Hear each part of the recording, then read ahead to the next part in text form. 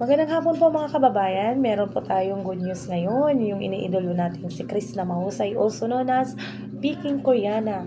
Confirm na po yung lupa na matagal na nilang hinihintay na maibalik sa kanilang pamilya. So, naibalik na ni Chris na. Nakuha niya na po yung lupa. Kaya pala, nagmamadali talaga tong batang to na makauwi sa kanila. Kasi nga po, yung purpose talaga niya, yung lupa nila na mabayaran niya na para mabibalik na yung lupa sa kanyang mga magulang. So, ngayon, yung video ni Chris na, sinabi niya na kuha na nila yung lupa kahit meron pa siyang kunting balas, at least kunti na lang yun, kayang-kaya na yan bayaran ni Chris na sa susunod na buwan. Kaya pala yung bata atat na atat talaga makuha yung lupa, kasi ang memory pala doon sa lupa nila, grabe. Doon pala nakalibing yung dalawang kapatid niya, kaya pala ayaw na ayaw niya talagang mawala yung lupa sa kanila. Yung mga childhood memory nila doon, yung mga alaala na naiwan sa lupang yon, kasi nandun yung mga kapatid niya na dalawa. Yan yung gusto nila na makuha ulit. So kaya ngayon sobrang happy ni Chris na for the first time maririnig natin po yung papasalamat niya kay Sir Paul for the first time mula noong umuwi siya doon. Hindi niya talaga binanggit si Sir Paul. For the first time narinig po natin na nagpapasalamat siya kay Sir Paul. Kay Sir Paul kasi siya yung dahilan kaya nakuha nila yung lupa. Si Sir Paul siya po yung daan. Siya po yung daan para makukuha ulit ni Chris na yung matagal na nilang inaasam na maibalik yung lupa sa kanila. Kasi ang laking ginhawa naman sa pamilya, pero meron ka talagang matatawag na sariling lupa. Kasi yung lupa pa naman nila, ang daming laman, ang daming nakatanim, merong mga kakao, niyog. So, ang daming pwedeng pagkakitaan doon. Kaya pala yung batang gustong-gusto talaga maibalik sa kanyang pamilya, kasi alam naman natin kung anong hirap yung dinadanas ng pamilya ni Chris na.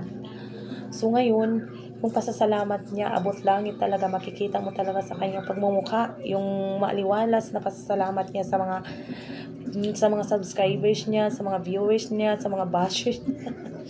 So malaking papasalamat talaga ni Chris na kung wala daw tayo, kung wala si Sir Paul, hindi niya to makukuha. Kasi pag wala si Sir Paul, nandun pa rin si Chris na nang uuling. So hindi niya siguro makukuha niya yung lupa, pero matagal pa. Kasi sobrang mahal na yung lupa ngayon. Hindi na basta-basta mabibili yung mga lupa ngayon kasi sobra nang mahal. Kaya swerte talaga si Chris na natulungan ni Sir Paul, kaya yung papasalamat niya abot talaga langit. Yung binanggit niya yung pangalan ni Sir Paul. So, nakakatuwa naman isipin na yung bata tumanaw ng utang na loob kung saan siya galing, kung saan siya natulungan para maibalik yung lupa nila. So tingnan nyo, silang mga magkakapatid sabay-sabay na pumunta doon mag-harvest ng kakao. So isang isang blessing, isang na yun, achievement na yun ni Chris na, kasi meron na silang dagdag kita. Hindi na sila aasa sa sweldo ni Chris na, meron na silang sariling pagkukunan yung kita nila doon sa niyugan tapos sa kakawan.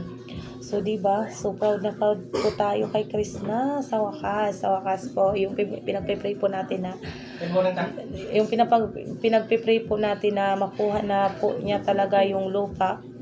Ayan na po, dumating na po talaga yung time. Yung pasasalamat ng buong pamilya ni Chris na, yung ate niya, yung pasasalamat talaga na naibalik na yung lupa. Kasi nga po yung alaala. Pero ang sobrang masaya nito yung mama niya at papa niya, kasi sila yung naghirap na maano yung lupa. Sila yung naghirap ba mapundar mapundar yung lupa na yan, tapos may binta lang. So ngayon siguro sobrang tuwa ng mga asawa kasi nakuha na nila yung lupa nila. So meron na silang dagdag pagkakitaan. Kaya yung pasasalamat talaga ni Chris na. So dahil Chris ngayon nga nakuha mo na yung lupa. So, ganun pa rin, tuloy pa rin yung pagbablog.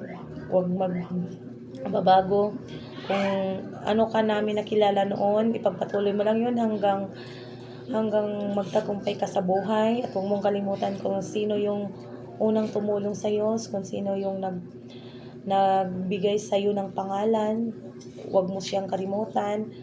At dadating din ang panahon na magiging okay ang lahat, maging okay kayong lahat. Lalo na po kay Sir Paul na siyang nagbigay sa'yo ng pangalan. Siya yung nagbigay sa'yo para makilala ka sa social media. So, thankful kaming mga subscriber, thankful kaming mga follower kasi nakikita namin yung sincerity mo sa pagpapasalamat mo kay Sir Paul. Nakikita namin yung pagmamahal mo na sa simpleng pagpapasalamat. Parang na buhayin kami ng loob na andyan ka pa, hindi mo sila nalimutan.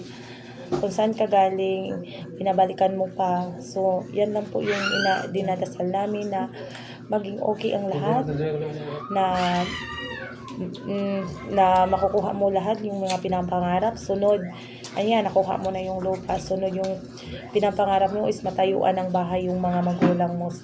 Sana soon, yung susunod muna namang project is yung bahay nyo naman na babalik kayo dyan saan yung lupa nyo. Mas maganda kasi tumira pag sa inyo yung lupa kasi wala kang iisipin na papalisin kayo. So, mas maganda dyan gumawa ng bagong bahay, magsimula ulit. So, andyan ka na, nakapisto ka na, Chris na. Huwag mo nang pakawalan yung swerte, yung bigay ng mga kapal sa'yo.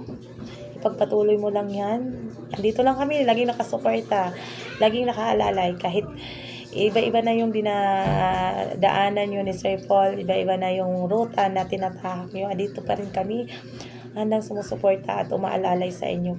Kasi wala man kaming maibigay na pera, kahit sa panonood lang, pagsubaybay sa inyo, andito lang kami lagi.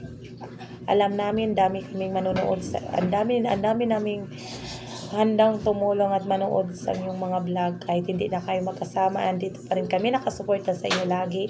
Basta huwag kayong mag-aalala, love na love pa rin kayo namin. At mag-iingat kayo lagi. Yan lang ang laging tatandaan. Huwag lumaki ang ulo, magiging mabuti sa mga magulang, magiging down to earth, lagi magpapasalamat kung sino man yung tumulong sa'yo. At hayaan mo na yung mga basher kung ano mang sasabihin nila sa'yo. Tawanan mo na lang sila kasi wala silang magagawa. Hayaan mo na lang yan kasi dagdag yan ng mga views mo. Kung pag-comment nila ng mga hindi magaganda, hayaan mo na lang. Kaya ipagpatuloy mo na lang yung mga ginagawa mo sa iyong mga pamilya. Yung pag-vlog mo ay isa yung paraan na magiging sikat ka at magtatagampay ka sa buhay. So, thank you na sa wakas, na-vlog mo na yung lupa na naibalik na sa iyong mga magulang. So, sana magiging masaya na kayong lahat, lalo na yung mga kapatid mo. Enjoy lang kayo lagi at enjoy yung mga vlog nyo. Magiging totoo at hindi plastic. Yan yung dapat. So, mag-iingat lang lagi. Andito lang yung mga Chris Pao fanatic, mga fans mo, Inday Chris na. Kahit wala na kayo ni Sir Paul, andito pa rin kami. Handang umaalalay sa inyong dalawa. So, mag-iingat lagi. Good afternoon. Thank you po.